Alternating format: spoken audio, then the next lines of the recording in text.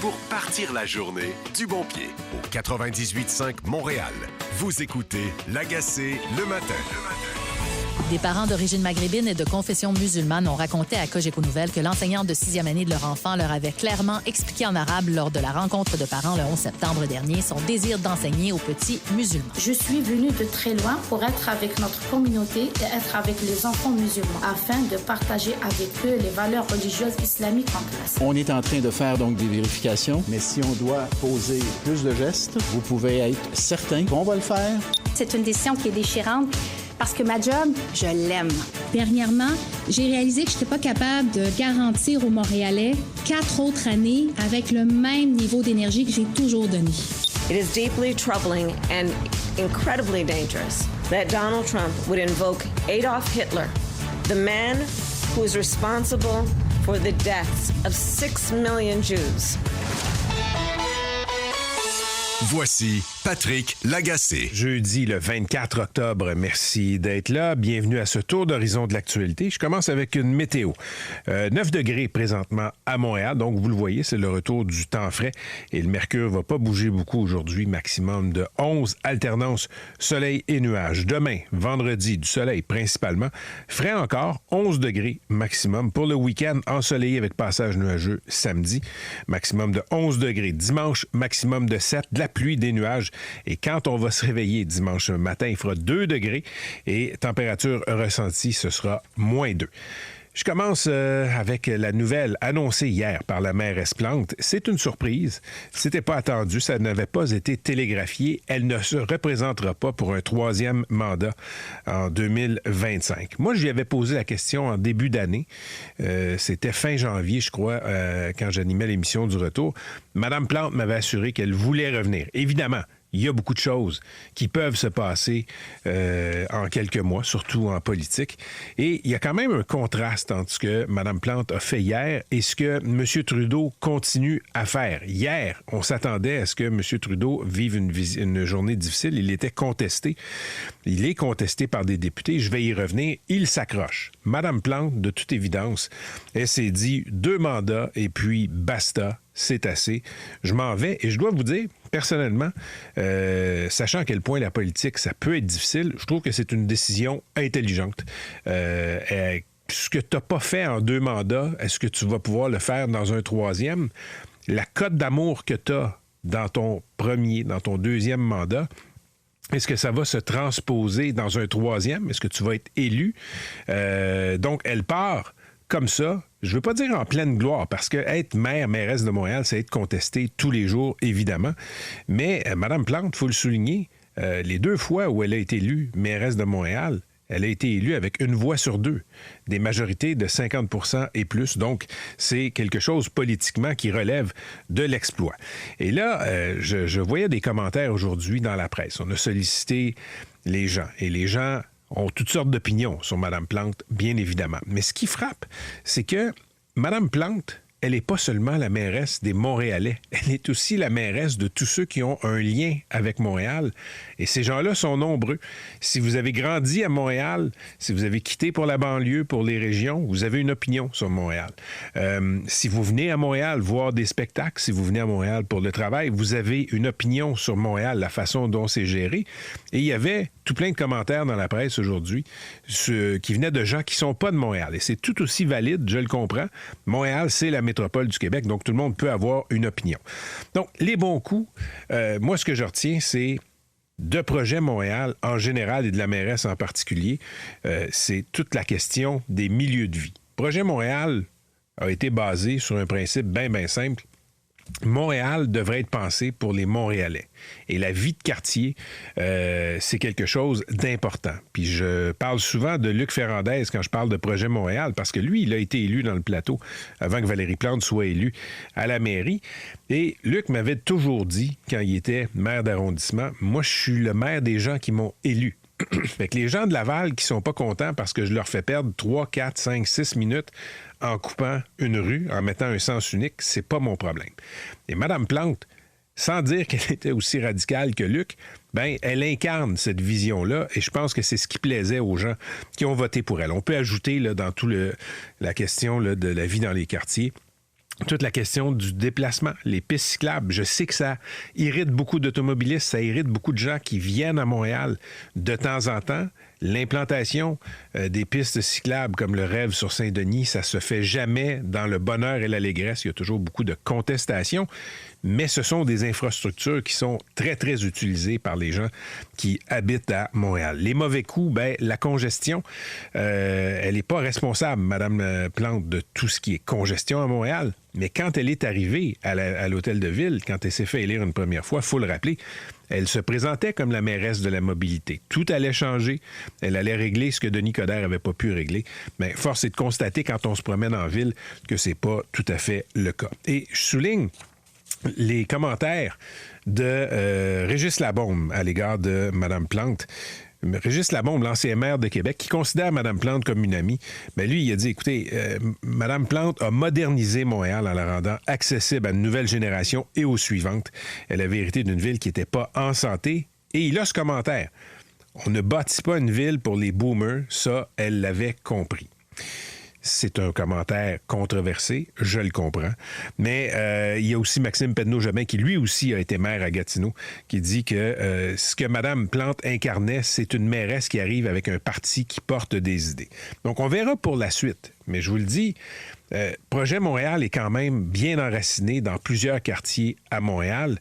Quand on arrive parachuté dans un parti d'opposition comme Ensemble Montréal, ou qu'on veut créer un parti en moins d'un an, c'est extrêmement difficile à faire. Donc, après ça, là, les noms commencent à circuler. Je voyais dans le Journal de Montréal, on commence à supputer, à spéculer sur qui pourrait remplacer Mme Plante. Il y a même le nom de Luc Ferrandez qui circule. Je pense que Luc est plus heureux à la radio qu'en politique. Parlant de politique, je l'évoquais en parlant de Mme Plante, il y a cette fronde des députés libéraux là, qui a fait complètement patate hier. On sait qu'il y a une poignée de députés, 24 députés libéraux, qui veulent que M. Trudeau s'en aille. M. Trudeau, contrairement à Mme Plante, s'accroche. Ses sondages sont absolument désastreux. Et il y a des libéraux qui se disent, si le chef reste, on va subir une défaite de proportion biblique. Si le chef part, on a peut-être la chance d'avoir une défaite qui va être plus honorable et d'être plus nombreux à faire face aux conservateurs quand ils vont gagner. M. Trudeau a bien résisté à cette fronde-là, puis je vous le dis, quand vous vous levez puis vous dites « je veux la tête du chef », faut que vous puissiez le menacer de conséquences. Mais ces 24 députés-là n'avaient aucun outil, aucune arme dans l'arsenal pour dire à M. Trudeau « allez-vous-en où ?» Parce que, ou 3 petits points, il n'y a rien après les 3 petits points. S'ils avaient dit, écoutez, vous partez ou nous autres, on siège comme indépendants, déjà là, ça regarde mal pour le chef. On n'a même pas fait ça. Donc, on en parlera avec Jonathan aujourd'hui, mais comme prévu, cette rébellion a fait complètement patate. Immigration, Ottawa entend les appels d'un peu partout au pays. Il semble que le ministre de l'Immigration, Mark Miller, là, c'est un peu partout dans les quotidiens aujourd'hui, ça a commencé à circuler hier. On va faire une annonce pour dire que les cibles d'immigration vont baisser et vont baisser de façon importante. On verra le détail, mais je vous le dis, c'est pas juste au Québec qu'on chiale sur l'immigration, qu'on chiale sur les différents types de secteurs d'immigration où les entrées au pays ont explosé. Donc, quand on regarde la presse canadienne-anglaise depuis un an et demi, c'est assez atypique dans un pays où l'immigration a toujours été sacralisée. On voit qu'il y a plusieurs critiques, des élus, des politiciens, des gens de la classe de la classe des affaires aussi. Il y a beaucoup de banques qui ont souligné que le niveau actuel d'immigration au Canada n'est pas soutenable. Et là, il semble qu'il va y avoir une réponse du gouvernement fédéral. Parlons de laïcité. Dans la foulée de l'école Bedford, scandale qui a été révélé par notre collègue Valérie Leboeuf, il y a énormément de réactions. Il y a une prise, disons, il y a un moment de lucidité sur le fait que dans certaines écoles, dans certains quartiers, dans la région de Montréal, pas juste à Montréal, là, on a des échos aussi en ce qui concerne Laval, il y a des profs dans des communautés où il y a beaucoup de Maghrébins qui laisse pas la religion à la maison. Donc, la saga de l'école Bedford, elle est connue. Et hier, notre collègue Valérie Leboeuf a sorti une autre histoire troublante qui concerne une école élémentaire du centre de service scolaire Pointe-de-l'Île. Encore là, ça a eu des répercussions à Québec. Le ministre Bernard Drinville qui s'est dit préoccupé, inquiété. Dans ce cas-là, c'est une enseignante au primaire qui séparait, par exemple, les gars et les filles, qui avait des propos dénigrants pour les petits élèves, les écoliers québécois, et qui se cachait pas devant certains parents maghrébins d'intégrer de la religion dans sa salle de classe. Et fait à souligner, je pense qu'il faut le souligner, c'est important, ce sont des parents maghrébins qui ont témoigné au micro de Valérie Leboeuf pour dire c'est assez, nous n'acceptons pas ça. Donc ça, je trouve ça extrêmement intéressant, mais il y a un moment de conscience, il y a un moment de lucidité là-dessus. Il y a des profs, d'une part, qui ont peut-être des influences religieuses, mais aussi quand un prof est pas bon, quand un prof est toxique, quand un prof est abusif avec ses élèves, qu'est-ce qu'on peut faire? Et le Journal de Montréal a le cas d'un autre prof. Le titre, c'est « Un autre qui n'a rien compris ». Un enseignant a continué de terroriser des jeunes après une enquête négative du ministère. Il y a eu une enquête du ministère à propos d'un prof là, qui s'appelle Areski Bentayeb. Et ce qu'on a constaté, c'est que un peu plus tard, il a été déplacé. On lui a donné une autre classe de 5e année, cette fois-ci à l'école Chénier. Et le Journal de Montréal a parlé à 3 mères qui ont témoigné et qui disent que ce prof-là, il est brusque, brutal avec les élèves. Et à un moment donné, il a, semble-t-il, ce prof-là aussi refusé que des élèves qui ont des besoins particuliers aient des outils particuliers pour surmonter leurs troubles d'apprentissage. Et ça aussi, on a vu ça à l'école Bedford, la négation de troubles d'apprentissage. Si vous avez des enfants dans votre entourage qui ont des troubles d'apprentissage, vous le savez, sont intelligents, et je vais le répéter, un enfant qui a un trouble d'apprentissage à l'école, de la dyslexie, des trucs comme ça, c'est comme lui donner des outils informatiques, c'est comme donner des lunettes à quelqu'un qui est myope. Nier ces besoins-là, pour moi, t'as pas ta place dans une classe. Je ne comprends pas que le principe de l'autonomie professionnelle soit brandi comme une sorte de cape d'invisibilité. Et évidemment, ce principe-là d'autonomie professionnelle, de défense des plus pourris, attendez-vous à ce que les syndicats de l'enseignement soient au front pour les défendre. Parlons des États-Unis. L'élection est dans 12 jours. Et vous avez vu les sondages, c'est au coude à coude. Il y a plusieurs analyses. Il y a aussi des rumeurs là, de sondages qui sont complètement faux, qui sont envoyés dans l'écosystème, semble-t-il, par les Trumpistes. Qu'est-ce qui va arriver? Écoutez, je parierais même pas $1 pour essayer de deviner ce qui va se passer dans 12 jours. C'est trop serré. Mais là, ce qu'on voit aux États-Unis, c'est la grande ronde des dénonciations de Trump de toutes parts. Il y a un ancien général et aussi ancien chef de cabinet de M. Trump qui l'a côtoyé. Et ce que ce personnage-là dit, c'est « Moi, j'ai souvent entendu M. Trump être élogieux envers Hitler. » Par exemple, en parlant de ses généraux, d'habitude, on ne parle pas aux États-Unis de « mes généraux » parce que, on le sait, là, on porte allégeance aux États-Unis à la Constitution, pas au président. Mais M. Trump se serait souvent interrogé à voix haute. Pourquoi mes généraux ne sont pas comme les généraux de Hitler, c'est-à-dire loyaux? C'est pas la première fois que M. Trump, dans sa carrière politique, il y a des gens qui l'ont croisé dans d'autres vies et qui soulignent que certaine admiration pour Adolf Hitler. Il a toujours nié ça, évidemment. Mais là, Mme Harris fait une sortie, s'inquiète, trouve que c'est épouvantable que M. Trump ait, dans le passé, tenu des propos élogieux envers Trump. Tout le monde est en train de le dépeindre comme un fasciste, comme un dictateur en devenir, etc. Et personnellement, je suis d'accord avec ça. Moi, il me fait très peur. À la dernière campagne électorale, quand il visait la réélection, et dans un débat, il a envoyé un signal, en plein débat, en direct à la télé, à un groupe de fascistes, les Proud Boys, pour leur dire « Tenez-vous prêts, les boys ». J'ai trouvé ça épouvantable. Et à l'époque, moi, j'avais dit, ça, c'est de la méthode fasciste. Mais ceci étant dit, qu'est-ce que les démocrates ont à proposer? Depuis quelques jours, quelques semaines, tout est Trump, Trump, Trump. Et je me demande si à la fin, c'est pas en train de le servir. À la fin, faire un référendum sur Trump sans parler de tes ambitions, qu'est-ce que tu as à offrir aux Américains, qu'est-ce que tu as à offrir aux travailleurs, aux travailleuses américaines, à la classe moyenne? C'est pas ça qui domine présentement le discours des démocrates. Mme Harris ne parle que de Trump. M. Obama, qui fait campagne avec Tim Walz, le colistier de Mme Harris, même chose. On parle à peu près que de Trump. Je me demande si ça ne le sert pas à la fin. Et il est négatif, M. Trump, et ils ont l'air d'être négatifs aussi, les démocrates. Et je ne veux pas là, dire que les deux côtés sont pareils, pas du tout. Si j'étais américain, je voterais pour Mme Harris. Pas parce que je trouve que les démocrates sont formidables, mais parce que une présidence Trump me fait peur. Et une présidence Trump me fait peur comme Canadien. J'ai parlé hier avec Jimmy Jean, économiste au Mouvement Desjardins. Si M. Trump est élu, je vous le dis, ce ne sera pas le fun au Québec, au Canada. Il a tendance à faire des moves unilatéraux, à être très dur avec les partenaires démocratiques, les amis traditionnels des Américains, et à avoir beaucoup d'admiration, si on est encore pour parler de dictateurs, envers les dictateurs de la planète. Sinon, il y a M. Trump, là, en terminant, qui est visé par des allégations d'agression sur une mannequin qui lui aurait été présentée par le pédophile Epstein. On va aller en France un peu plus tard à l'émission, parler avec la journaliste Katia Chapoutier. Elle suit le procès de ces 50 hommes qui sont accusés d'avoir violé Gisèle Pélicaud. Là.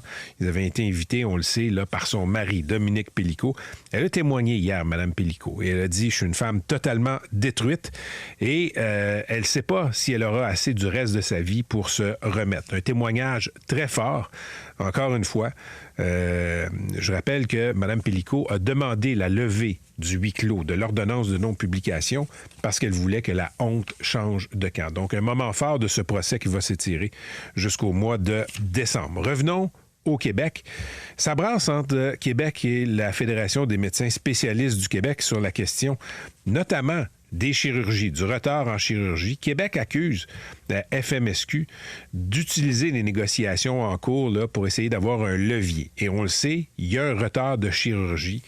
La pandémie a empiré, aggravé les listes d'attente. Ça ne s'améliore pas. Donc, vous pourrez lire ça dans la presse aujourd'hui. Québec qui blâme les médecins spécialistes et les médecins spécialistes vont traîner Québec en cours. On veut forcer Québec à avoir un mécanisme d'arbitrage si les négociations n'aboutissent pas. Québec veut rien savoir de ça. Mais ce qui est intéressant, c'est dans un autre texte de la presse. Je vous le dis souvent, si vous êtes sur une liste d'attente, quand on parle de liste d'attente, on peut tomber dans les statistiques qui sont désincarnées. Mais si vous êtes sur une liste d'attente, vous avez besoin d'un remplacement de hanche, d'une chirurgie au genou, c'est de la souffrance qui vous attend. Votre vie n'est peut-être pas en danger, mais votre qualité de vie est grandement affectée. Et là, dans un autre texte de la presse, là, on a interviewé le ministre de la Santé, Mark Holland, sur la question de l'accès, sur la question, de l'aide médicale à mourir. Il y a une statistique intéressante qui est compilée là, par un organisme d'évaluation de la performance en matière de santé au Canada. Et ce qu'on voit, c'est que le nombre de chirurgies, le volume de chirurgie est revenu à ce qui était avant la pandémie de COVID-19 partout au pays. Donc, partout au pays, on a réussi à rattraper. Partout, sauf où? Je vous le laisse deviner. Eh oui, dans la belle province, au Québec. Il y a quelque chose dans l'eau au ministère de la Santé. Il y a quelque chose dans l'eau, dans l'air, dans les officines, dans les institutions de santé au Québec qui fait qu'on n'est pas capable d'avoir des résultats qui sont comme ceux de nos voisins.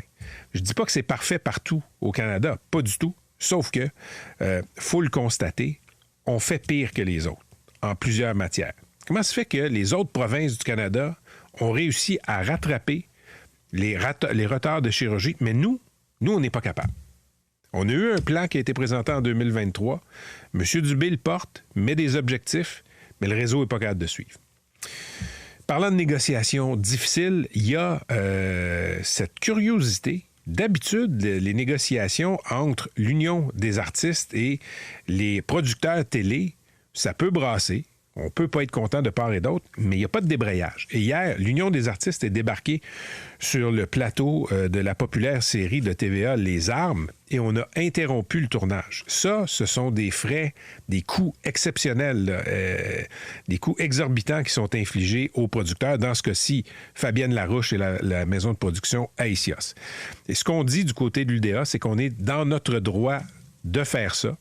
Du côté des producteurs, c'est pas clair. Mais je vous le dis, j'ai jamais vu ça dans le milieu des artistes, de l'Union des artistes, un débrayage semblable. Quelques activités judiciaires en terminant. La Cour d'appel qui valide l'interdiction des interceptions routières sans motif. C'est tombé hier. Ça fait pas l'affaire du ministre de la Sécurité publique, François Bonnardel. Donc, on confirme la décision majeure en matière de profilage racial qui a mis fin aux interceptions routières sans motif. Ça, c'est en première instance. Donc, les juges de la Cour d'appel qui concluent unanimement que la règle de droit et les dispositions législatives autorisant les interceptions routières sans motif réel entraînent du profilage routier. Donc, ça fait suite à une décision là, de l'automne 2022 par le juge Michel Hiergeau. Et vous vous souvenez, là, il y a quelques jours, il y a ces militants qui sont montés dans la structure du pont Jacques-Cartier. Ben, ils n'ont pas été libérés, devront rester en prison en attente des procédures jusqu'au 31 octobre. Semble-t-il qu'ils s'attendaient à sortir hier du palais de justice. Ça n'a pas été le cas. Toujours bien informé. Au 98.5 Montréal. Voici Patrick Lagacé. C'est une annonce surprise qu'a faite Valérie Plante, la mairesse de Montréal, hier, un peu après notre sortie des ondes, un peu après 10 heures.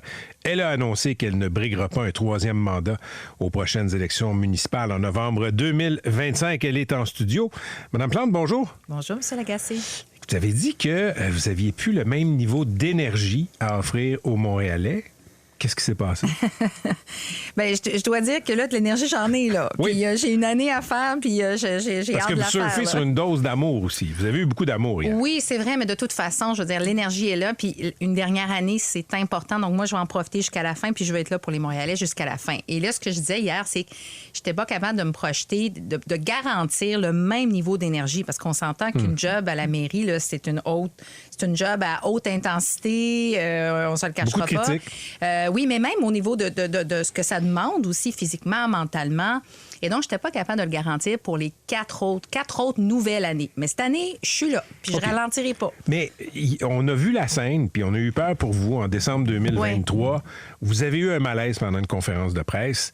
Est-ce que, par baisse d'énergie, ça faisait partie de ça? Ça n'a rien à voir avec l'année dernière, si c'est ça la question, là. Puis comme je dis, physiquement, je me sens bien. Puis je l'ai dit hier dans mon allocution, je voulais dire aux Montréalais, inquiétez-vous pas, gang, je vais bien. Excusez-moi, c'était vraiment dans la projection. Puis je voulais être honnête, puis je veux être honnête avec les Montréalais. Puis moi, quand je commence quelque chose, je le finis. Donc, l'idée de me dire, j'y vais, puis on verra bien qu'est-ce qui se passe. Puis si jamais ça me tente plus ou si jamais j'ai moins d'énergie, ben là, je démissionnerai. Moi, ça fait pas partie de mes valeurs. C'est pas comme ça que je travaille. Donc, je voulais être franche avec les Montréalais. C'était en janvier. Fin janvier, vous êtes venu à l'émission que j'animais au retour à cette station et je vous ai picossé un peu parce qu'on rentrait justement dans le prochain cycle électoral. Oui. On va écouter ce que vous m'aviez dit. Vous avez dit que vous alliez faire un troisième mandat. Oui. Je vous crois pas. Ah! Voilà. Mais pourquoi? Moi, je vois une carrière à l'international. 20$ que vous vous représentez pas, puis vous allez vous faire nommer quelque part à l'international. Ben là, je le prends pas, là. Sérieusement, là. C'est sûr que vous vous représentez. Oui, je me représente. OK. Pourquoi? J'aime ça. 20$. Avez-vous apporté votre portefeuille? Je l'avais oublié, celle-là. Je prends les virements Interac. Bon, on s'arrangera après, Patrick. Mais je le pensais à ce moment-là. Puis même, tu sais, il y a des collègues qui m'ont dit dans d'autres médias, oui, mais en septembre, Madame la mairesse, on vous l'a demandé. Vous avez dit oui, vous vous représentez. Mais je le pensais vraiment. Mais vous le pensiez vraiment, mais si vous ne l'aviez pas pensé, vous ne pouviez pas le dire. Non. En politique, on peut pas. Faut retarder le plus possible l'annonce de notre non-retour. Bien, non, je le verrais pas comme ça. Non? Vous avez raison de dire que quand on est justement à la mairesse de la métropole du Québec ou au gouvernement, dès si on partage des préoccupations, parce que moi, je le dis souvent, là, tu sais, c'est sain de se poser des questions. Je m'en suis posée. J'ai fait des introspections, des remises en question tout au long de ma carrière de mairesse. Mais le problème, c'est que si on partage certaines préoccupations, certains questionnements, là, à ce moment-là, il y a toute une machine qui se met en route et là, on se dit, ben là, la mairesse, peut-être qu'elle va pas bien, peut-être qu'elle veut pas, peut-être que si. Alors, c'est vrai qu'on doit garder ça pour soi, mais pas pour les... En tout cas, je parle pour moi, pas pour les raisons que vous venez de nommer. Là. OK. C'est dur de faire une entrevue bilan quand il vous reste un an, mais on va quand même faire une petite entrevue bilan. Je suis prête. Vous dites que vous avez fait de l'introspection. Votre plus grand regret, c'est quoi? Votre plus grande... Ce que vous aimeriez pouvoir refaire, recommencer? Si j'avais comme... Une baguette magique. OK, là, ça, c'est bon. Ça. Si j'avais une baguette magique, bien, ça serait plus de transport collectif. C'est une déception qu'on n'ait pas fait. Mais ça, c'est pas une de vos décisions, ça. Moi, je parle plus de votre bilan. Parce que pour le transport collectif, ça dépend de Québec, ça dépend d'Ottawa. Bien sûr. En partie. Votre plus grande erreur, c'était quoi? C'est fou, que je ne sois pas prête pour ça. C'est vous qui avez dit que vous aviez de l'introspection. Fait que votre plus grosse erreur, ça a été quoi? Oh là là là là. Oh, dites-moi pas que vous n'aviez pas pensé à ça. Bien, je vous jure que j'avais pas pensé à ça dans cet esprit-là. C'est quoi mon plus grand... Est-ce que j'aurais dû faire de différemment? Ah, bien, vous savez quoi? J'ai écouté mon collègue, mon ancien collègue, Luc Ferrandez, puis il y avait quelque chose qui disait qui était intéressant, comme quoi c'est vrai qu'on a monté les attentes très, très haut. Dans la façon dont j'ai partagé, vous vous rappelez, le premier mandat, je parlais de la ligne rose, j'y croyais, puis j'y crois encore. Mais, tu sais, cette question-là de transport, mais de dire il faut régler la mobilité. Je pense que j'aurais dû être plus clair aussi sur la façon dont, pour moi, la mobilité, c'est la mobilité des bien sûr des automobilistes, mais beaucoup, surtout pour le transport collectif et actif. J'aurais dû être plus clair là-dessus. Parce que quand vous vous présentiez comme la mairesse de la mobilité, je me souviens, Denis Coderre se faisait critiquer quotidiennement, lui aussi, sur les chantiers. C'est difficile de naviguer dans la ville, c'est pas né avec vous. Vous alliez régler ça. C'est facile de promettre des choses quand on vise une élection ou une réélection.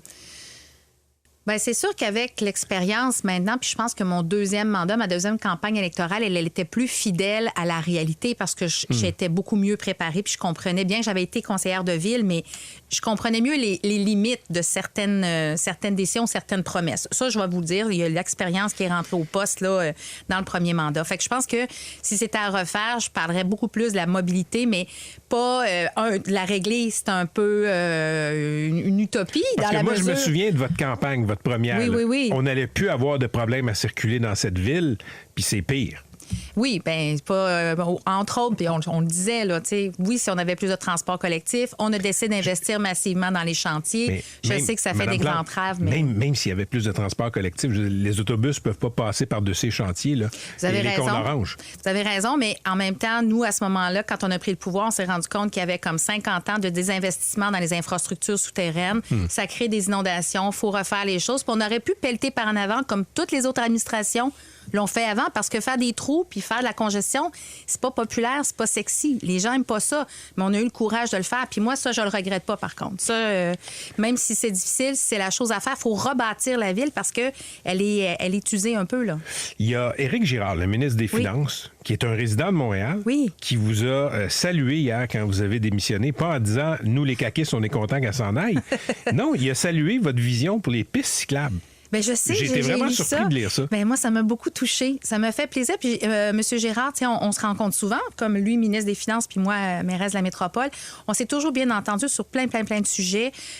Puis, ça me fait plaisir qu'ils reconnaissent quand même l'apport, non seulement pour le transport actif, mais ça a transformé la rue Saint-Denis. Puis, même au niveau économique, là, c'est vraiment, la rue Saint-Denis revit grâce au réaménagement piétons et cyclistes qu'on a fait. Fait que ça me fait plaisir. Il y a toute la question du vivre ensemble avec les personnes itinérantes. Je vous le dis, moi, j'ai trouvé que votre administration tombait souvent dans la culpabilisation des gens qui avaient des préoccupations légitimes. Il n'y a personne qui veut se réveiller avec quelqu'un sans-abri qui a vomi sur son perron. Là, je m'excuse pour l'image.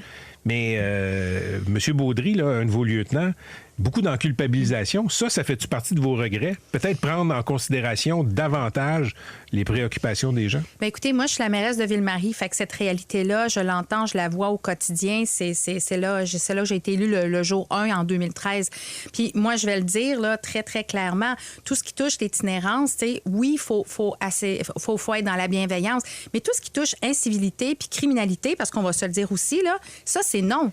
Il n'y a pas personne qui doit accepter à la Ville de Montréal, mais c'est ce que je vous dis, c'est le message que je porte. C'est le message que je porte à M. Daguerre, que je porte, enfin, qu'on discute ensemble pour s'assurer que s'il y a des méfaits, quels qu'ils soient, les citoyens n'ont pas à tolérer ça. Ils n'ont pas à tolérer ça, Mme Plante, mais ils appellent la police. La police n'arrive pas. Quand la police arrive, ben la personne vulnérable, entre guillemets, revient sur le perron de la personne 2 jours après. Fait que je comprends qu'on ne doit pas tolérer ça, sauf que c'est toléré. Bien, pour moi, le message, c'est que ça ne doit pas être toléré. Évidemment, je ne me mêle pas des opérations du SPVM, donc M. Daguerre pourra vous répondre plus précisément, mais je le redis, pour moi, puis on a vu des activités criminelles, là, tu sais, dans les campements où est-ce que finalement il y a des bars qui se passent, puis la prostitution, la criminalité, c'est non. C'est pas acceptable dans une ruelle, c'est pas plus acceptable dans une tente, puis il faut trouver des solutions. Et c'est là où, pour moi, j'interpelle beaucoup mes collègues pour dire, entre autres du provincial, il faut un plan national, parce que là, à y aller à la pièce, ça vient aussi que pour des personnes vulnérables qui pourraient avoir un logement, bien là, justement, il y a d'autres problématiques de santé mentale et de toxicomanie, puis là, à ce moment-là, il faut avoir un plan de match, pas juste l'habitation d'un côté, santé mentale de l'autre. Alors moi, c'est vraiment le message que je porte. Quand je vous parle de culpabilisation, Benoît Doré, le maire de l'arrondissement sud-ouest, là, quand il était question de la maison Benoît-Labre, les résidents se sont levés et ont dit « Hey, ça va être un problème, ça. » D'avoir là, beaucoup d'itinérants, beaucoup de personnes vulnérables qui ont des dépendances qui vont être concentrées à la même place. Les gens levaient la main dans le quartier disant « Faites pas ça, mettez pas ça à côté d'une école. » Je me souviens de M. Doré qui disait « Non, vous êtes des pas dans ma cour. Vous voulez pas voir la pauvreté. » Bien, les gens avaient raison dans le quartier. C'est là que je trouve que votre administration a été pas mal naïve là-dessus. Bien, écoutez, je respecte votre opinion. Pour moi, le message que je porte, c'est celui que je vous dis aujourd'hui. Je pense que j'ai toujours dit que les rues de Montréal peuvent pas devenir un hôpital à ciel ouvert, un centre d'injection à ciel ouvert. Moi, je préfère qu'il soit à l'intérieur de centres, que ça soit bien fait. Mais je le redis, là, de limiter, que ce soit Benoît-Labre ou autre, à une question d'un choix d'un maire d'arrondissement ou de la mairesse de Montréal, pour moi, c'est faire fausse route. La question qu'il faut se poser, parce que ce qui se passe à Montréal se passe ailleurs au Québec, c'est quel est le plan de match face à la montée de la pauvreté qui amène des gens dans la rue qui devraient avoir un toit au-dessus de leur tête, puis comment on soigne ceux qui ont des problèmes de santé mentale ou de toxicomanie. En ce moment, à Montréal, 30% des personnes dans la rue, c'est des jeunes de moins de 30 ans qui ont des problèmes de toxicomanie. Hey, à un moment donné, là, c'est quoi le plan de match? Puis ça relève pas de Montréal. Bien, c'est ce que je veux dire. Alors, pour moi, j'en appelle. Moi, je fais partie de la solution, mais les citoyens, citoyennes qui payent des taxes, qui veulent se sentir en sécurité, qui ont le droit à une qualité de vie, je les comprends d'être exaspérés, mais on y travaille. Votre prochain job, ça va être quoi? Oh boy, ben moi, ma prochaine job, c'est d'être mairesse dans la prochaine année. Votre prochain job après novembre 2025? Oh, je suis pas là du tout. Mais à quoi vous rêvez? Là, vous voulez faire un autre pari, c'est ça? À quoi vous rêvez? Honnêtement, là, je suis franche, là.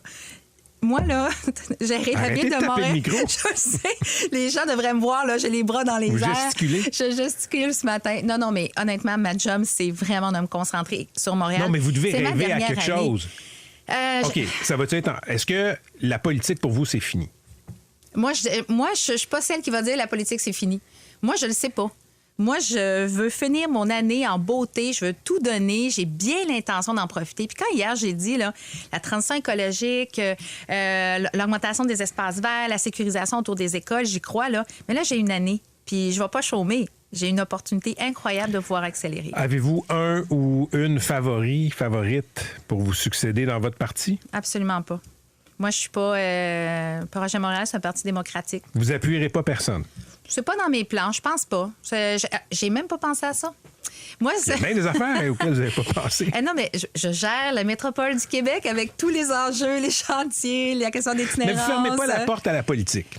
Ça, c'est intéressant. Ben oui, dans la mesure où j'aime ça, puis je pense que j'aime communiquer. Je pense qu'un des plus grands plaisirs de mon travail, non seulement de travailler en équipe avec plein de monde, mais moi, j'aime beaucoup, pas verbaliser, excusez-moi, démystifier, expliquer, parce que c'est complexe, les enjeux de société. Fait que ça, c'est quelque chose qui m'intéresse en politique. Le premier ministre du Québec a salué votre départ en des mots... Comment je dirais? Je remercie Valérie Plante pour ses 2 mandats comme mairesse de la Ville de Montréal. Son amour pour sa ville a été évident tout au long de son engagement politique. On l'a connu plus chaleureux. Ben écoutez, il a raison quand il dit que mon dévouement pour Montréal et mon amour pour Montréal est réel. Il a raison. Trouvez-vous que c'était succinct comme mot? Ben écoutez, ça dit ce que ça dit. Je sais pas quoi vous dire d'autre, là. Ça vous a pas déçu? Oh, écoutez... Il a pas l'air de vous aimer. Ben, je veux dire, je pense qu'on a souvent eu des différends où on voit pas les choses de la même manière. Puis c'est sûr que pour moi, oui, moi, je suis la mairesse de Montréal, puis je vais toujours défendre la métropole. Moi, je pense que le premier ministre qui habite à Montréal, entre autres, aime Montréal, mais je pense que j'ai toujours été un peu triste de ne pas sentir qu'il avait envie de le dire, puis qu'il avait envie que ça fasse partie du discours, de la plateforme. Et pourtant, c'est un gouvernement économique et la métropole du Québec est la locomotive économique. La moitié de la population du Québec habite dans la région métropolitaine. Donc, moi, c'est sûr que j'aspire à un gouvernement puis un premier ministre qui adore sa métropole puis qui a envie de la voir forte et innovatrice. Son ministre des Finances a eu des mots plus chaleureux que le patron pour vous. Bien, je suis très contente que M. Gérard se soit promené sur Saint-Denis. J'inviterai le premier ministre à venir faire du vélo avec moi sur le REF. Ce serait une belle image, ça, M. Legault en Bixi. Absolument. N'importe quand. Madame Plante, on a encore un an pour vous poser encore des questions. Merci d'être venue en studio ce matin. Merci beaucoup. À la prochaine. Toujours bien informé. Au 98.5 Montréal. Voici Patrick Lagacé. L'Halloween approche et on se pose la question, est-ce que la réduflation va faire peur aux enfants comme aux parents? Sylvain Charlebois est directeur scientifique du laboratoire de sciences analytiques en agroalimentaire de l'Université d'Alousie. Bonjour Sylvain. Bonjour. Sylvain, tu signes un texte dans la presse d'aujourd'hui et la réduflation, qui est le principe là, de réduire les emballages et garder ça au même prix, on sait que ça frappe dans les épiceries. L'Halloween n'est pas épargné. Non, pas du tout. En fait, il y a de la réduflation à deux niveaux cette année. Il y a d'abord les friandises qui sont moins gros. Les chocolats sont à peine 10 grammes, là, 10 à 15 grammes. C'est plus petit que l'année passée. Le cacao est 119 % plus cher que l'année passée, donc c'est pas surprenant. Le sucre aussi est plus cher, 24 % de plus depuis le mois de mai. Alors, tout ça fait en sorte que les manufacturiers, en fait, tentent d'économiser et nous en offrent moins. L'autre chose qu'on remarque cette année, c'est qu'au lieu d'avoir des boîtes de 100 ou des boîtes ou des sacs de 50, là, ben, il y a des sacs de 45, 40, 95, 90. Au lieu de 125, c'est 118. Là. On joue avec le nombre d'items par boîte là, au détail, simplement pour, disons, réduire la quantité. Donc, c'est une réduflation à deux niveaux là, cette année. Mais le principe est le même. C'est-à-dire qu'au poids, à l'unité, ça revient plus cher que l'année précédente. Oui, effectivement. Puis pour les enfants, je pense que tout le monde est d'accord pour dire que le chocolat à la cote, là, à l'Halloween, là, les jeunes adorent le chocolat, mais le problème, Patrick, c'est que les morceaux sont tellement petits, ça revient à peu près à 20 sous l'item, ben on se sent coupable, alors on va donner plus qu'un bonbon, un chocolat. Ça revient cher, là, ça revient peut-être à 75 cents, $1 par jeune. Alors, c'est ça, moi, j'ai l'impression que cette année, le choix qui va avoir la cote, ce sont les croustilles, parce que les croustilles coûtent à peu près, 25 sous le sac, mais le sac est plus gros visuellement. Ah. Alors, ça revient moins cher, parce qu'il n'y a pas personne qui va donner 2 sacs. On donne qu'un sac. J'ai l'impression qu'il y a beaucoup de maisons qui vont opter pour les croustilles cette année en raison de ça. Mais tu sais, la réduflation du chocolat, là, ça a peut-être quelque chose de bon, Sylvain, aussi, parce que je connais des adultes, que je nommerai pas, qui achètent les boîtes de chocolat d'Halloween et qui en mangent. Fait que si les portions sont réduites, c'est bon pour la ligne quand même. Méchant problème si on achète ça au mois d'août, hein? Il ne reste plus rien pour l'Halloween. Moi, j'en connais aussi, c'est sûr que... Puis là, l'Halloween, cette année, ça tombe un jeudi, hein? C'est la semaine prochaine. Le vendredi matin, j'ai l'impression qu'il y a du monde qui va emmener beaucoup de bonbons au travail. Là. Oui, bien ça, c'est un autre classique. Là. Fait que comme les portions sont plus petites, les collègues de travail vont moins engraisser. Sylvain, je t'entraîne sur un autre terrain. J'ai vu une publication de toi. C'est sur la plateforme X. En Ontario, il y a des réseaux organisés qui volent du beurre dans les épiceries. 7 gros vols dans la région de Guelph, où est-ce que je demeurais avant de déménager à Halifax. Là, c'est incroyable, Patrick. Les vols, on parle de, pour chaque vol, c'est entre 900 et 1500 $ de beurre. Puis la raison est simple, c'est que le beurre coûte cher. C'est quoi? C'est 8-9 $ la livre actuellement. C'est le crime organisé carrément qui reconnaît l'émergence d'un marché noir. Un marché noir pour le beurre, et on peut conserver le beurre longtemps dans un congélateur. Alors, ce qu'on fait, c'est qu'on vole, on conserve et on vend on liquide, en fait, ce beurre-là, en vendant ça à des boulangeries, à des restaurants, pour probablement entre 2 et 3 $ la livre au lieu de 6-7 $ la livre au gros, là. J'aurais jamais pensé un jour annoncer une nouvelle à l'effet que le beurre se fait voler, puis un marché noir du beurre au Canada, Sylvain. Tu te souviens du sirop d'érable? Oui, le sirop d'érable, je comprends un peu plus, mais le beurre, tu comprends? Le sirop d'érable, il y a quelque chose d'un peu, je ne veux pas dire luxueux, là, mais bon, on est dans le sucre, etc. Le beurre, c'est une autre affaire.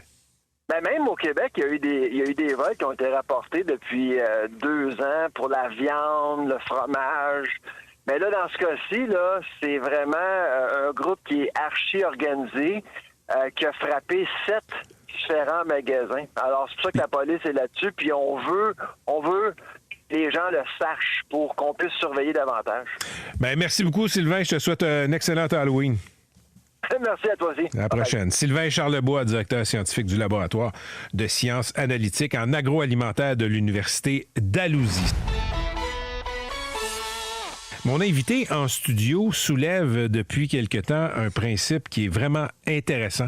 C'est celui de l'iniquité intergénérationnelle en matière d'accès à la propriété. Traduction, si vous êtes un jeune aujourd'hui au Canada et que vous voulez rentrer dans le marché, acheter un condo, acheter une maison, c'est beaucoup plus difficile que ce l'était pour vos parents, pour vos grands-parents. Et il y a quelque chose d'injuste là-dedans. Laurence Vincent est la présidente de l'entreprise de développement immobilier Prével. Madame Vincent, bonjour. Bonjour. J'ai vu une publication de mon collègue Maxime Bergeron, qui est chroniqueur à la presse, qui vous a interviewé au Cercle canadien.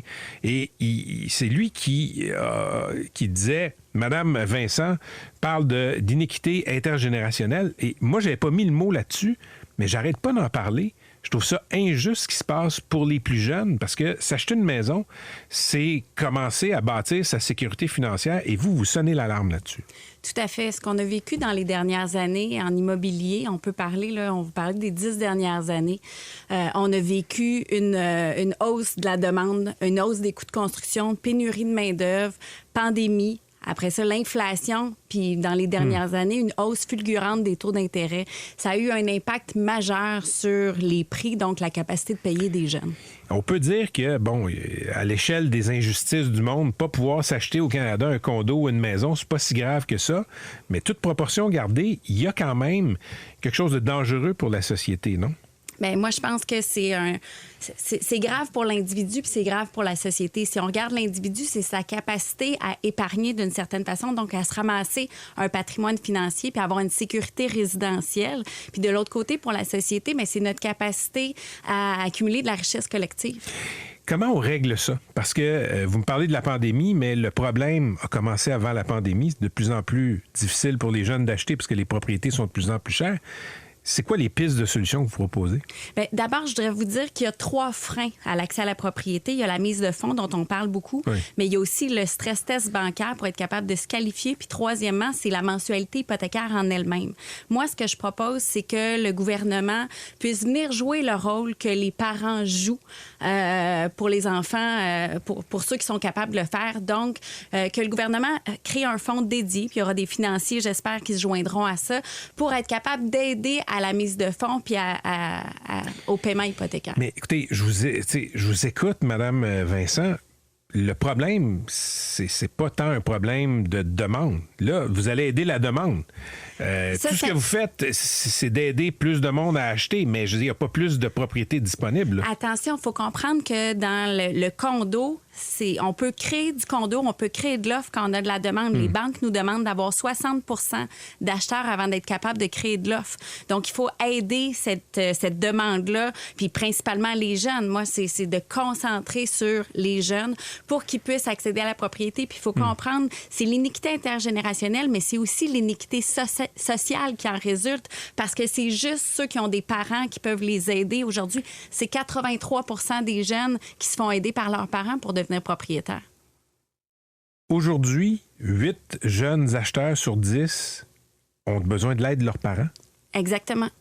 Donc, c'est impossible d'acheter sans l'aide de ses parents. C'est pour ça que je dis que c'est totalement injuste pour une grande portion de la population.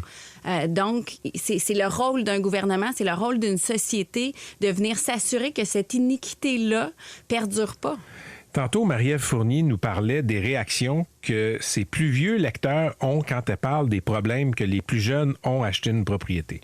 Et je vais vous résumer ça comme ça. Les plus vieux vont dire « Hey, dans notre temps, là, c'était pas plus facile, mais on épargnait. On n'avait pas des iPhones à 1500 $, on n'allait pas en Europe. » Qu'est-ce que vous dites aux personnes plus vieilles qui nous écoutent, qui peuvent penser que c'est juste du caprice que les jeunes expriment? Bien, il y a quand même des statistiques. Moi, je peux dire qu'en 2021, le recensement, pour la première fois, a démontré que le taux de propriété diminuait. Et c'est chez les jeunes que l'écart s'est encore plus creusé. Donc, c'est une préoccupation, c'est bien réel. On devient de moins en moins propriétaire. Déjà, le Québec était pas un champion de la propriété. Là, l'écart est en train de se creuser davantage, principalement pour les jeunes. Mais je pense que les personnes plus vieilles qui écrivent, par exemple, à Marie-Ève, qui m'écrivent aussi, comprennent pas que ça prend beaucoup plus d'argent pour acheter de nos jours, toute proportion gardée. Exactement. La même unité en 2007-2008, on la vendait 139 000. Aujourd'hui, on la vend 450 000. Puis c'est pas... les salaires n'ont pas quadruplé. Exactement. Vous faites de l'immobilier, vous êtes à Montréal. Est-ce que Montréal, c'est une bonne place pour faire de l'immobilier, Mme Vincent? Moi, je crois énormément en Montréal. C'est des projets plus complexes, c'est des projets plus denses.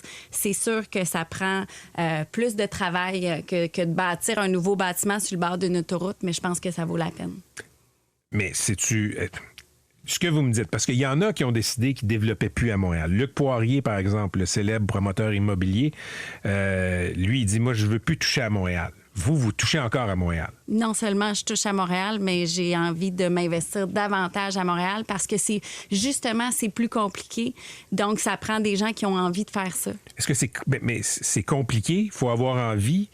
Mais qu'est-ce qui vous faciliterait la vie? Qu'est-ce qui ferait que les promoteurs immobiliers à Montréal là, pourraient développer plus si les pouvoirs publics, disons, enlevaient des barrières? Bien, les barrières, il faut comprendre que d'amener de la densité dans n'importe quel quartier, que ce soit en banlieue ou à Montréal, il y a un certain frein du point de vue de la population. Il faut travailler avec la population, il faut travailler avec l'ensemble des parties prenantes pour faire accepter, pour comprendre à quel point c'est important puis à quel point la vie en densité peut être intéressante aussi. Il y a vie en densité puis il y a rétrécissement aussi des unités, Mme Vincent. Quand j'ai acheté mon premier condo, c'était en 2002, ça me rajeunit pas, 700 pieds carrés, c'était considéré comme petit, mais j'avais une chambre. Aujourd'hui, je vois des superficies qui me donne mal à la tête. C'est quoi la plus petite unité que vous pouvez construire? Mais je suis tellement contente que vous me posiez la question parce que c'est la façon, pour nous, on a été précurseurs dans la réduction des superficies pour permettre justement l'accès à la propriété des jeunes parce que ça vient répondre à un besoin de budget. Les jeunes, en rétrécissant les superficies, on rétrécit le prix on rapetisse le prix de l'unité. Donc aujourd'hui, une chambre fermée dans 400 pieds carrés. 400 pieds carrés. Puis je vous inviterais, ça me ferait plaisir de vous faire visiter une unité qui est tout à fait fonctionnelle et qui fonctionne. Mais il faut comprendre qu'on a des espaces... J'en doute pas, mais je vous écoute puis je sombre dans un accès de claustrophobie. Mais c'est 400 pas ça que pieds carrés. C'est toujours l'impression qu'on a que ça va être beaucoup trop petit. Mais quand l'unité est bien réfléchie, quand les pieds carrés sont optimisés, ça fonctionne très bien. Il faut l'essayer, je pense, pour y croire. Et 400 pieds carrés, ça se vend combien? Aujourd'hui, dans les quartiers centraux de Montréal, ça se vend autour de 750-800 $ le pied carré. Donc, on est autour de 450 000. Le 700 pieds carrés dont je vous parlais tantôt, là, puis je boucle la boucle sur l'iniquité intergénérationnelle, le 700 pieds carrés dans Rosemont, combien je l'ai payé, vous pensez? Vous devez l'avoir payé peut-être 120 000? C'était en 2001 et je l'ai payé 62 000. Wow. Fait que les jeunes qui nous écoutent présentement font des sorties de route ou sont en train de tomber de leur bixi en entendant ça. Très intéressant de parler d'iniquité intergénérationnelle en matière d'immobilier. Merci beaucoup, Mme Vincent, d'être venue nous visiter en studio. C'est un propos très intéressant. Merci beaucoup. Merci. Laurence Vincent, qui est la présidente de l'entreprise de développement immobilier Prével.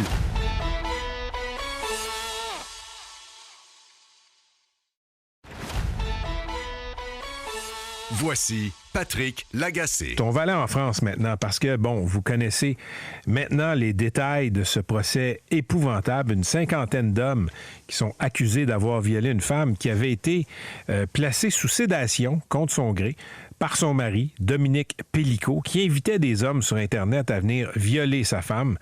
Et là, il y a 50 personnes qui ont été arrêtées, qui sont accusées. C'est un méga procès qui a commencé au mois de septembre, qui va se poursuivre jusqu'au mois de décembre.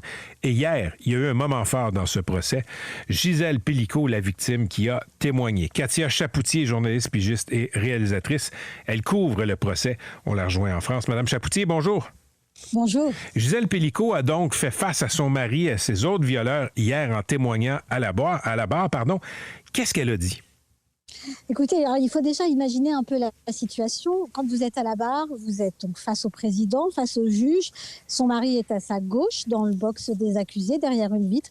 Et derrière elle, il y a 30 des accusés. Donc imaginez un peu ce que ça représente de prendre la parole quand vous avez 30 hommes qui vous ont violé, qui sont derrière vous.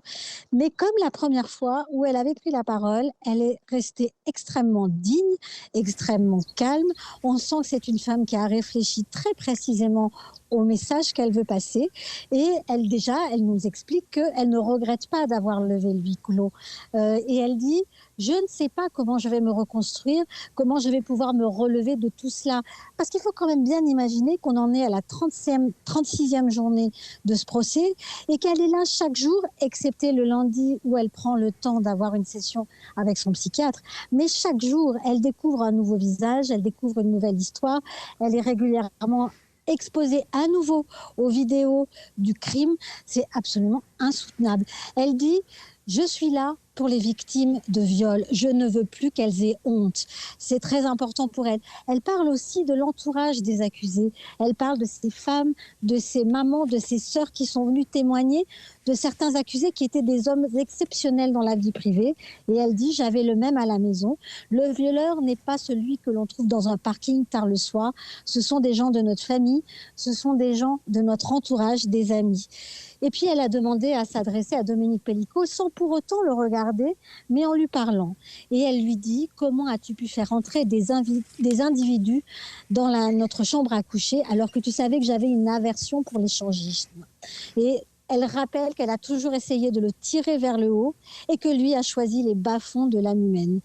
Alors, ce qui est assez poignant, c'est qu'à la fin de l'intervention, qui forcément a tenu toute la salle en haleine, la Dominique Pélicaud, par le biais de son avocate, a demandé à répondre.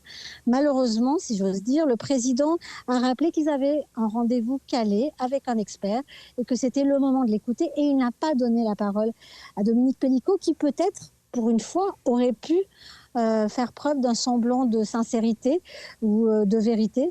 Toujours est-il qu'il s'est montré la plupart du temps impassible pendant que sa femme parlait. Comment est-elle accueillie quand elle se présente comme ça au palais de justice, Mme Pélicaud? Alors, chaque matin, chaque soir, il y a une foule incroyable. Tout le monde essaye d'être là dans la salle de retransmission. Et chaque fois, c'est des applaudissements. Ce qui est très touchant, c'est que cette femme qui ne souhaite pas s'adresser aux journalistes parce que les caméras, les micros lui font peur. En revanche, elle va à la rencontre de plus en plus de ses soutiens. Elle va les remercier. On voit qu'elle a le visage fatigué, mais quand elle va parler aux femmes, et c'est principalement des femmes qui sont là, on la voit souriante et on comprend combien ça la porte. D'ailleurs, quand elle a pris la parole hier, le président a salué son courage et elle a voulu rectifier. Elle a dit non, ça n'est pas du courage, c'est de la volonté et de la détermination. Le courage, c'est sauver quelqu'un qui se noie dans la mer. Moi, j'ai la volonté et la détermination. La volonté et la détermination que ce genre d'histoire n'existe plus, que la question du viol se pose clairement dans la société française, et surtout la notion du consentement. Encore aujourd'hui, ce matin, un des accusés était interrogé après les vidéos sur la notion de viol.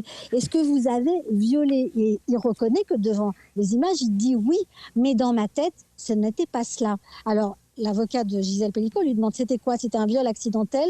Et il répond par accident non, mais par inattention. Donc ça vous donne une idée à quel point, et c'est la majorité de ces accusés, ont une totale incompréhension de la notion de consentement. Il y a cette chose de « je ne lui ai pas fait mal, j'ai eu des gestes doux, elle n'en s'en est pas rendu compte, elle dormait ».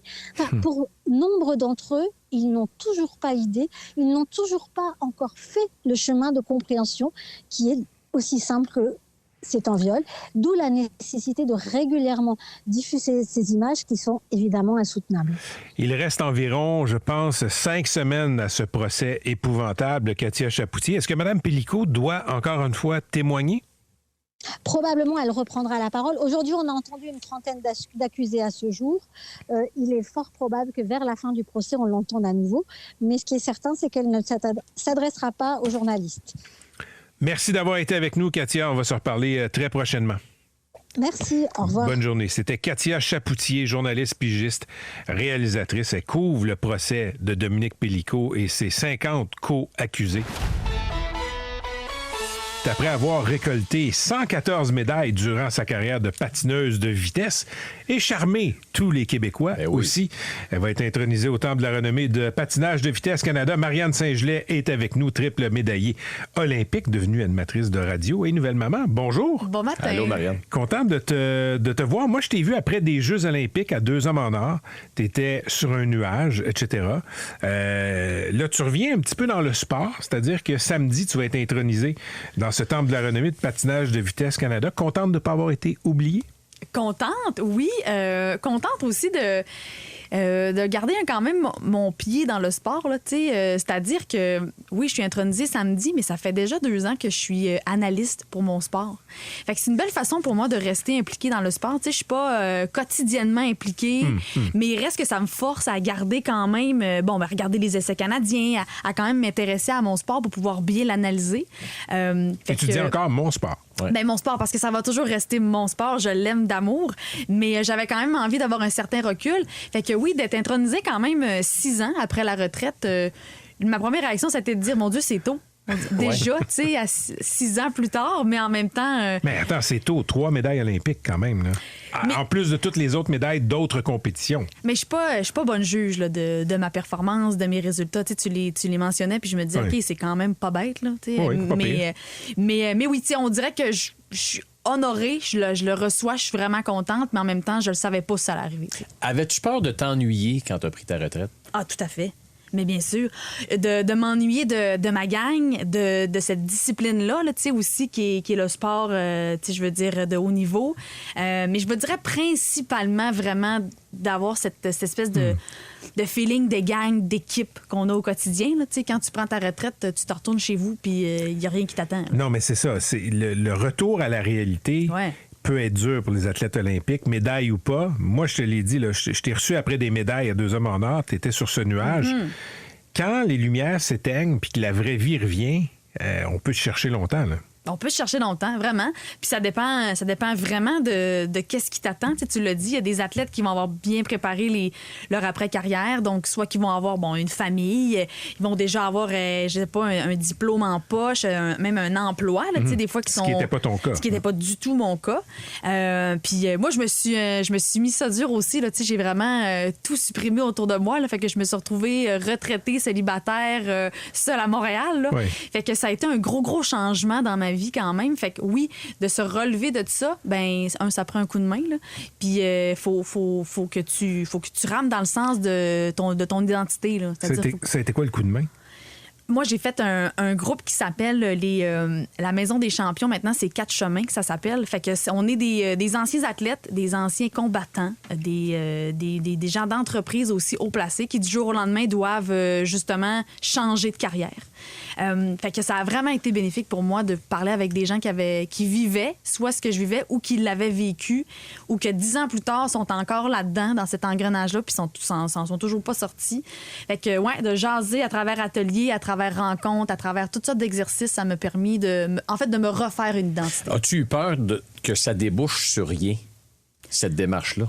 Ben, oui et non. Je savais pas si ça allait déboucher, mais je savais qu'un moment donné, j'allais respirer. À un moment donné, je me dis, mon air, je vais la retrouver. Là, c'est sûr. Parce que tu peux pas être tout le temps dans cet état-là d'espèce de... Tu sais, le feeling, je vous le dis, je l'ai vécu récemment, là, c'est exactement ça. Tu sais, quand, mettons, tu fermes ta porte de char, puis tu te rends compte que tes clés sont dans ton char. T'as une espèce de vertige de genre « Oh mon Dieu, je suis embarrée, je peux pas aller dans mon char. » Ben moi, j'avais ce sentiment-là au quotidien. Cette espèce de... Il y avait rien qui m'arrivait. Fait que je me disais, c'est impossible que je vive avec ça toute ma vie. T'sais, à un moment donné, ça va arriver, il va y avoir un déclencheur, le temps va arranger les choses.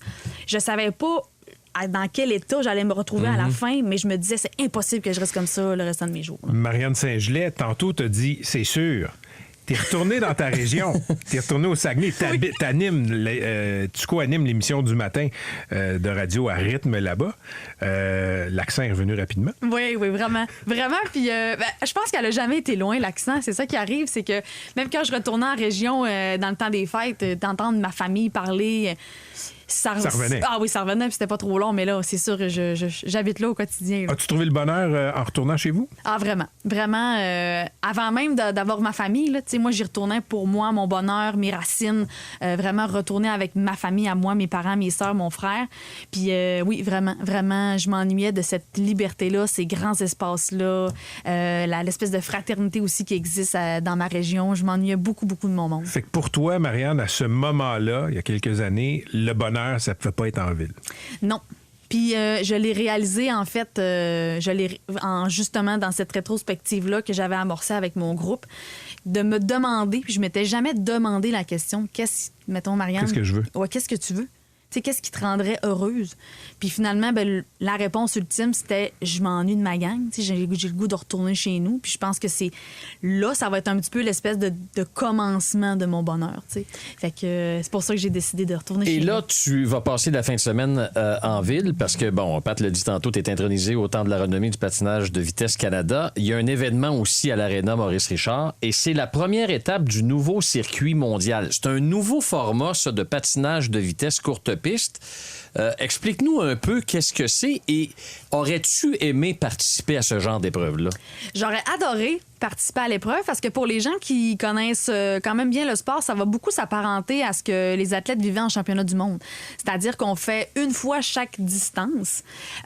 Puis à la fin, bon, bien sûr, il y a des médailles qui sont remises aux gagnants.